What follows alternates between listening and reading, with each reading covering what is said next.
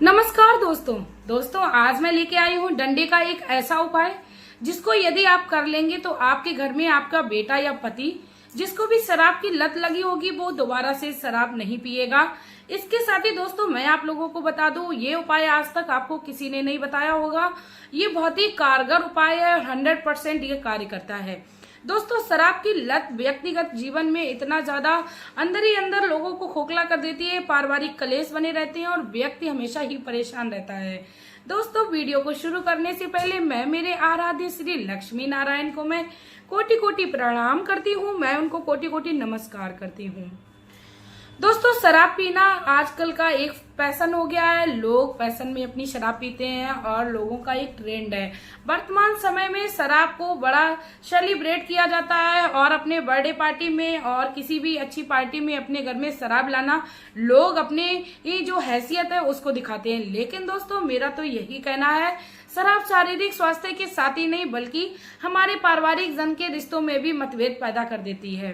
दोस्तों मैं वीडियो को शुरू करने से पहले आप लोगों से एक और रिक्वेस्ट करना चाहूंगी, यदि आप लोग मेरे चैनल पर नए हो तो प्लीज आप लोग मेरे चैनल को सब्सक्राइब कर लीजिए, वीडियो को लाइक कर दीजिए। और इसके साथ ही दोस्तों मैं आप लोगों को बता दूं, जब आप लोग मेरे चैनल को सब्सक्राइब करके वीडियो को लाइक करते हो तो मेरे भी वीडियो बनाने का एक ही मोटिवेशन रहता है कि मैं और भी अच्छी अच्छी वीडियोस आपके लोगों के लिए लेके आ सकूं और बहुत ही आसान से उपाय जिन्हें आपको करने के लिए किसी भी प्रकार की कोई कष्ट ना हो, कोई भी खर्चा ना हो और किसी भी प्रकार की परेशानी ना हो। दोस्तों मेरा भी वीडियो बनाने का सिर्फ और सिर्फ एक ही उद्देश्य रहता है कि 10 में से किसी एक भी माँ को या बहन को मेरे लाभ हो रहा है तो मेरा जो वीडियो बनाने का उद्देश्य है वो सफल हो जाएगा और मैं भी अपने जीवन में अपने आप को बहुत ही ज्यादा भाग्यवान समझूंगी। दोस्तों कहते हैं जो व्यक्ति दूसरों की दुख को समझता है या दूसरे की पीड़ा को समझता है तो उसको भगवान कभी भी पीड़ा या दुख नहीं देता है। इसके साथ ही दोस्तों अब मैं आप लोगों को बता दूं, शराबी व्यक्ति जो है वो अपने आपे को हमेशा ही खोए बैठता है, जिससे वह कई सारे ऐसे कार्य करता रहता है कि जिससे वह समाज में कभी कभी मुंह दिखाने के लायक नहीं रहता है और उसका जो हर्जाना है वो उसकी फैमिली जन को और भुगतना पड़ता है। कभी कभी पत्नी को उनके साथ जाने में भी शर्म लगने लगती है। तो यदि आप लोगों के साथ भी ऐसा होता है तो आप लोग प्लीज वीडियो की एंड तक बने रहिए, वीडियो को बिल्कुल भी स्किप ना करें, क्योंकि वीडियो को स्किप करके देखने से आपको आधे अधूरे ज्ञान की प्राप्ति होगी। और दोस्तों मैं बता दूं, आधा अधूरा ज्ञान हर व्यक्ति के लिए हमेशा ही खतरनाक रहता है। यदि आप लोग मेरे वीडियो पर आए हो तो प्लीज आप लोग पूरी वीडियो को देखकर ही वीडियो को आगे बढ़ाएं, क्योंकि दोस्तों मेरी वीडियो जो है वो हर पॉइंट पे आपको एक अच्छे से अच्छा उपाय बताएगी और अच्छे से अच्छा आपको एक मोटिवेशन आइडियाज देगी। इसीलिए दोस्तों आप लोग वीडियो में कंटिन्यू बने रहिए। दोस्तों शराब की लत को छुटाने के लिए मनुष्य इतने ज्यादा प्रयास करता है कि वह अपने जीवन में जो भी उपाय लोग बताते हैं वह करने के लिए तैयार रहते हैं। यहाँ तक कि कई लोग तो अपने घर से इतना ज्यादा धन खर्च कर देते हैं, उसके बावजूद भी उसको लाभ नहीं मिलता है। दोस्तों मेरा तो ये कहना है कि आप भी किसी भी तरीके का कोई धन खर्च ना करके मेरे इन उपायों को करिए तो आपको आपके जीवन में अवश्य लाभ मिलेगा। क्योंकि मेरा कोई भी उपाय आपको ऐसा नहीं है कि आपके जीवन में कोई किसी प्रकार का खर्चा हो या आपको किसी भी प्रकार की कोई परेशानी हो। यहाँ तक कि आपके ये घर में जो भी व्यक्ति शराब पीता है वह व्यक्ति शराब के इस उपाय को जान भी नहीं पाएगा और आपका उपाय भी हो जाएगा। दोस्तों मैं बता दूं, शराबी जन जो होते हैं वो हमेशा ही शराब को अमृत समझते हैं, तो हो सकता है वह आपके इस उपाय को करने से विरोध करें। इसीलिए आपको किसी भी शराबी व्यक्ति को ये उपाय बताना नहीं है, आपको चुपचाप से कर लेना है। इसके साथ ही दोस्तों मैं आप लोगों को बता दूं कि आपके घर में जब भी कोई समस्या हो या आप किसी भी परेशानी से पीड़ित हो तो आप अपने घर में बिल्कुल भी परेशान ना होइए, अपने आप को ज्यादा से ज्यादा बिजी रखिए।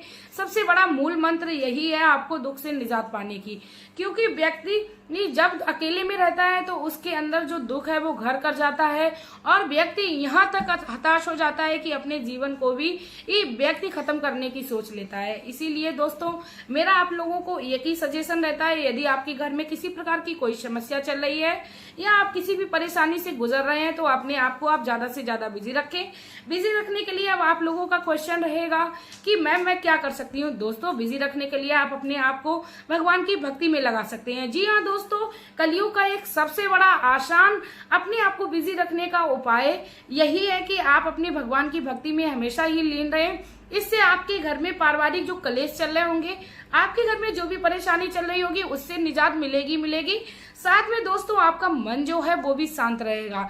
भगवान कहते हैं जो भी हमारी शरण में आता है मैं उसको कभी भी दुखी और निराश नहीं छोड़ता हूँ। इसीलिए दोस्तों मेरा तो यही सजेशन है, हर व्यक्ति को भगवान के चरणों में लीन रहना चाहिए। तो चलिए दोस्तों, सबसे पहले मैं बात करती हूँ मर्यादा। लोग कहते हैं मर्यादा में रहना चाहिए। दोस्तों मर्यादा सिर्फ और सिर्फ औरतों के लिए नहीं बनाई गई है। दोस्तों मर्यादा में हर पुरुष को भी रहना चाहिए। ये हमारे समाज की बहुत ही गंदी सोच हो चुकी है कि जो जितनी भी मर्यादाएं हैं वो सिर्फ और सिर्फ औरतों के लिए बनाई गई हैं। दोस्तों ये जिसकी सोच होती है वह अपने समाज में कुछ भी नहीं कर पाता है, क्योंकि उसकी जो सोच है सिर्फ और सिर्फ औरतों पर ही आकर टिक जाती है। दोस्तों मेरा सिर्फ और सिर्फ आपको ये भी सजेशन रहेगा कि यदि किसी भी समस्या का हल करने के लिए आपको मर्यादा पार करनी पड़े तो आप कर सकती हो। कहते हैं कभी कभी मर्यादा में रह के मेरी माता बहन कभी कभी इस मुसीबत में पड़ जाती है कि अपनी जिंदगी में वह हमेशा के लिए दुखी हो जाती है। मतलब उसको मर्यादा इतनी ज्यादा सिखा दी जाती है कि वह अपने जीवन में कुछ भी अपने आप में कदम नहीं उठा पाती है, अपने जीवन को खत्म कर लेगी, लेकिन मर्यादा में रह के वह घर से बाहर एक कदम नहीं रख सकती है। दोस्तों ऐसा करना बिल्कुल भी अनुचित है और बहुत ही गलत है। अब दोस्तों मैं बात करती हूँ मर्यादा में यदि पुरुष रहने लगे तो जितने भी गलत कार्य हैं वो पुरुष ना करें। दोस्तों मेरा वीडियो बनाने का ये मतलब नहीं है कि हर महिला को मर्यादा में नहीं रहना है या किसी पुरुष को मर्यादा में नहीं रहना है। दोस्तों मर्यादा जो है वो दोनों लोगों के लिए बनाई गई है। दोस्तों इसके साथ ही अब मैं बता दूं कि यदि आपके घर में कोई भी शराबी व्यक्ति है, सबसे पहले तो आप उसको प्यार से समझाइए। यदि आपके घर में वह आपकी बात नहीं मान रहा है तो आप कानून का भी सहारा ले सकती हैं। कहते हैं कभी कभी सीधी उंगली से घी नहीं निकलता है तो उंगली को टेढ़ा करना चाहिए, बिल्कुल करना चाहिए। दोस्तों यदि आपके कुछ एक्शन लेने से आपके घर में पारिवारिक कलेश कम हो रहा है तो आप बिल्कुल भी अपने पारिवारिक जन की मर्यादा की बात को ध्यान में एकदम साइड रख दीजिए। आप अपने जीवन में आगे बढ़िए, क्योंकि जब आपके घर में कोई भी संकट या परेशानी आएगी तो कोई भी आपके साथ नहीं खड़ा होगा। ये सच बात है। काफी बार हम लोगों ने देखा है कि माता पिता अपने लड़के की शादी उस दौरान करते हैं जब उनका बेटा किसी गलत संगत में पड़ गया होता है या गलत आदत का शिकार हो गया होता है, और उनकी सोच ये होती है कि शादी कर दो बच्चा सुधर जाएगा। लेकिन दोस्तों कभी भी कोई ये नहीं सोचता है कि लड़की की जिंदगी का क्या। लेकिन दोस्तों ऐसा होने के बाद जितने भी लड़के के कुकर्म होते हैं वह सब लड़की के ही मत्थे थोपे जाते हैं और ये कहा जाता है कि तुम्हारी वजह से आज हमारे घर में कलेश है।